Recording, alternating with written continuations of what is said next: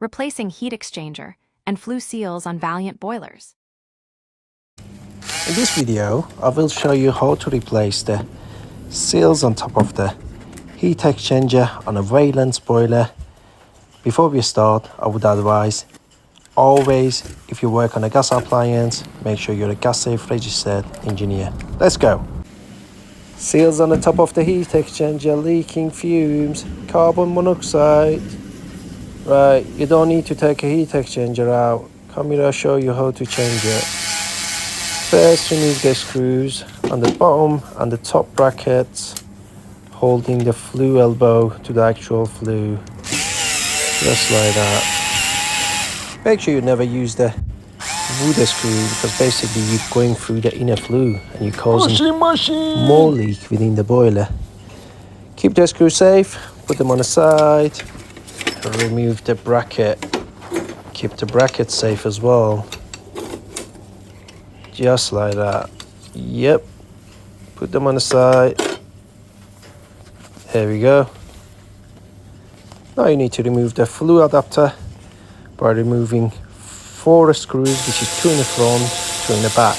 I would always advise, when you servicing Vaillants, from inside the boiler, stick your flue gas analyzer to top of the heat exchanger and see if there is a leakage. Recently I find many of them leaking. Seems like many engineers missing to check the integrity within the boiler.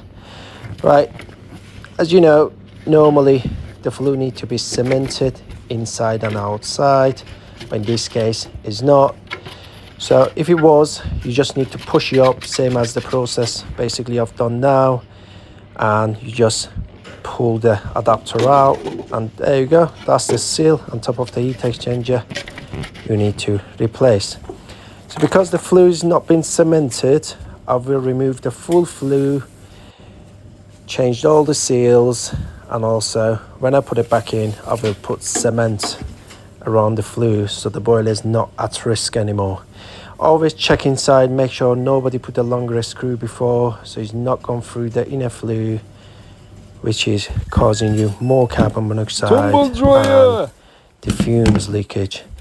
Removing the old seals, as you see, sticking the new ones, and there you go, big hole in and put some grease around the seals, just like that. Yep. I will put the flue back together. Make sure the holes for the black bracket in line together, so we can put the flue back inside all in once. I'll put the bracket back as well while it's down. There you go, that's the new seals on top of the heat exchanger as well. Make sure put grease inside, and also I would say when you put the seals back in, make sure it's all gone inside and is nice and in line. Pushing the flue back in, easy process. Slide it to the side, and then when it's gone in, turn it back into the place.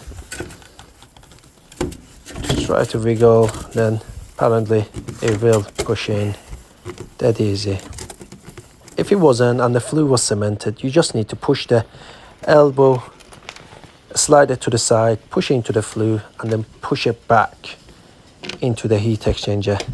Sometimes it's a bit tricky, but eventually it will happen. I never remove the heat exchanger to change those flue seals, and I always, when I change the top flue seal on the heat exchanger, I will change the rest of the seals on the elbow as well. So I pump some cement around the flue, as you see here.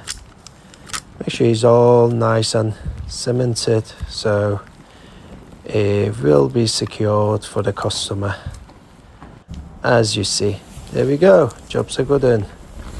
All nice and safe. While we're here, check the PRV pipe.